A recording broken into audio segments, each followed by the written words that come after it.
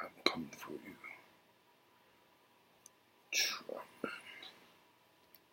Hello everyone, and welcome to my most recent review, which is of Rambo Last Blood.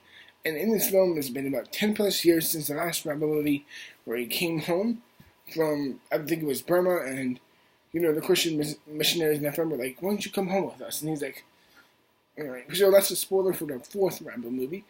And now, since then, it's been about 10 plus years since that has happened, and in this film, Rambo is, of course, he's accompanied by this. He owns like this estate, I believe, or like this huge acre area of like farmland with like this. I don't know if it's a family member or family helper or something like that, and his niece, and which he looks after, and of course in the film, she of course wants to go from New Mexico where they live to the Mexican into Mexico so that she can find her dad. However, while I'm down there, she gets unfortunately mixed up and put into the drug cartel area where she is used terribly, and of course, Rambo takes it upon himself to become a vengeance-wielding psychopath once again, with blood, guts, and fury, and nothing but his wits to get him through once again. And coming from my perspective, I was legitimately excited to see this movie. I'm a huge Rambo fan, and while I will admit the sequels were nothing of what the original film would have been, even though they made them, as sensationalized as Stallone would have become like a big action star, the first Rambo movie was its own little thing. It was a post-era film that felt like it could be put next to like something like The Deer Hunter of a post-Vietnam War type of film. It takes a deep look on how this war is taking a toll on soldiers.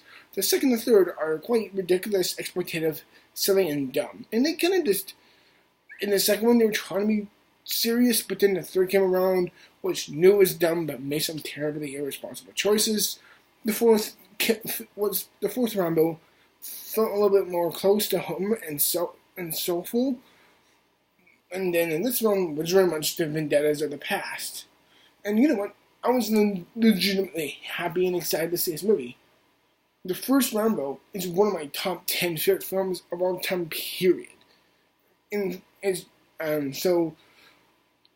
So I knew my expectations. Like, I knew this wouldn't be a great movie, but I wanted to be at least entertained by it. I wanted to be at least remotely invested. And could I say I enjoyed myself with this movie? Well, when I first came out of the screening, I was like, yes, I enjoyed it. I enjoyed the action. Sly, of course, delivers a quite small and almost kind of nuanced performance to it. But the more I think about the film, the more problems it has.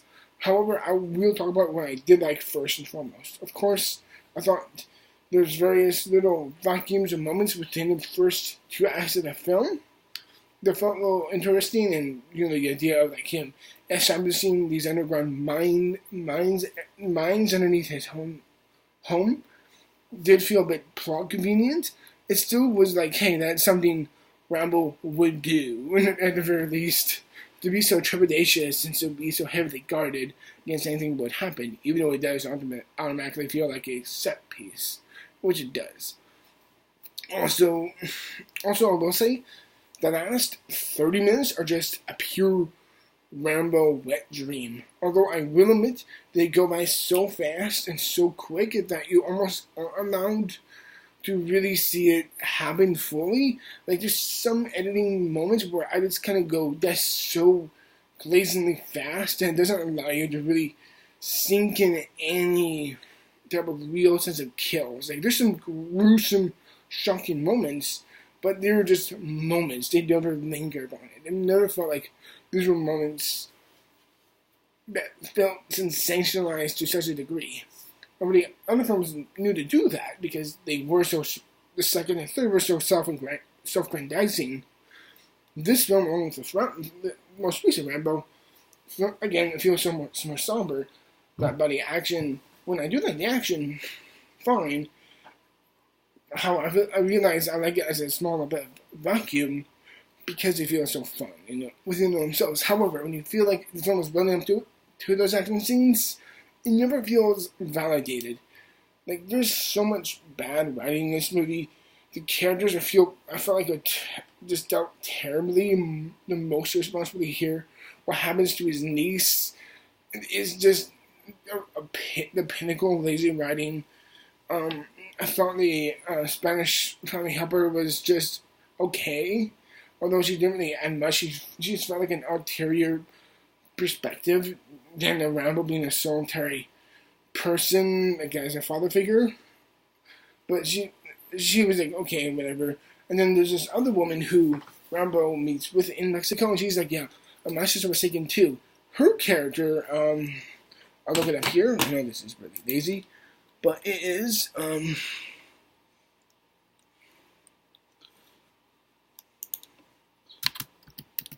cast.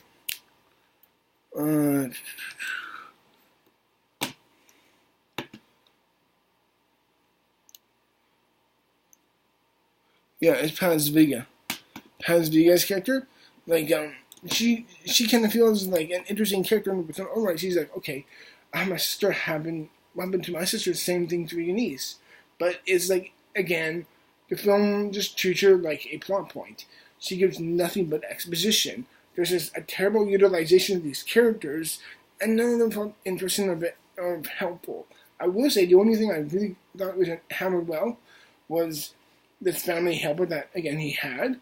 And he's like, you know what, due to this tragedy that happened, you need to go. You don't deserve to have any of this affected upon you just because you're here. I know you're an innocent bystander. Just to leave while you can. And she does. That was at least a somewhat responsible thing to do. But by then, it's like, what's done has been done already. It's just terribly written, and it has some terribly choppy action. The action itself is fine, but it's the way they stitch together. And that can ultimately be how we perceive the action in the film. And by the end, I'm like, was the action somewhat worth it or not? For me, by the end of it, I feel like I'm personally about 2 minds of this. Like, on one hand, yes, as a Rambo fan, they were fun. Look, last action bit, as I said, was quite exhilarating. The last kill is awesome. It's easily one of Rambo's top 5 best kills. However, I also feel like it wasn't worth it. It's so badly choppy and terribly written and everything else. I'm just like, I don't know what to think of this film. And again, the trailers were so good. When you watch the trailers for this movie, it's like, damn, this could have been the Rambo equivalent of Logan. But no. Logan was is not just the best X-Men movie, but one of the best comic movies of all time. This feels like everything wrong with action movies today. And it is hurtful for me to see this happen to one of my favorites. And while I don't think this is the worst thing ever, I do think there's so much under the water in itself with its messages about Mexicans. I feel so far right wing that it feels, or in my view, almost inexcusable of what it's saying politically. And while it may not be overt, like, obviously, it's certainly within subtext of the film that someone who could be racist, who could watch this film and be like, yeah, I can see my point being validated. It's like, there's just a terrible message in this film. And there's a part of me that just can't swallow it, especially in today's era. So for me, it just feels Rambo Last Blood. On one hand, I enjoyed it because I knew what it ultimately was, but on the other hand, it should have been so much more. It should have been, as I said, it should have been the Rambo equivalent of Logan. Instead, we've gotten the worst of action movies today, and inarguably the worst Rambo movie. It is worse than Rambo Part 2, and I really, really did. Even as a Rambo fan, I will admit, like, Rambo 2 and 3 aren't good movies by any means. They're really not. But this is the worst of the worst. And for me, it really does ultimately sting too much for me. In the end, I liked various parts of this movie. I think Sylvester Stallone is really cool, although he is fairly like subdued. He's like, and it's like, okay, evoke some more. There's some moments in this movie where I'm like, can we have some subtitles, please? And just for me, I just was left just really wanting to have a better impression of this movie, because I saw this movie because I saw one of my friends at the theater, so we saw it together, and he's never seen a Rambo movie at all. And I'm like, this could be a great entry point, but instead he got the worst of the franchise in my view. And really, at the end of the day, I will say this: I like the ending, although it does feel a bit contradictory, considering this is called Last Blood. Although the ending itself, not to give it away, it's left ambiguous by its nature. And there's a part of me, even though I didn't stay for the post-credit scene, so that's on me. I'll admit it.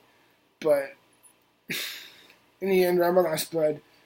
Again, I should have loved this movie, but in the end, I'm just kind of it's not good. Excuse me. While not like the worst thing I've ever seen, it's certainly one of the weaker films of the year I've seen. And as a Rambo fan, it hurts.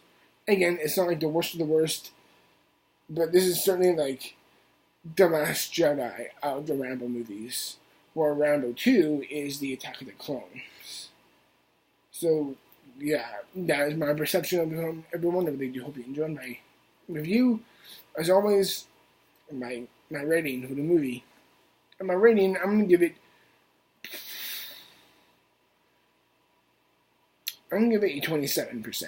It's just not good, unfortunately. For me, it's one of those films where it's like, the more I think about it, it's like, yeah, it's not good. And granted, if I felt like there's a part of me where it's like, oh, I liked it enough, that would have been truly sincere in my opinion. It's like, no, this movie has problems. Granted, it delivers what you want it to deliver, but you wish there was so much more at hand for this film. So in the end, that's my rating of one, 27%. I'll see you this weekend for more reviews as always. Till then, bye-bye. And remember, you gotta live for something. Or die for nothing. Cheers.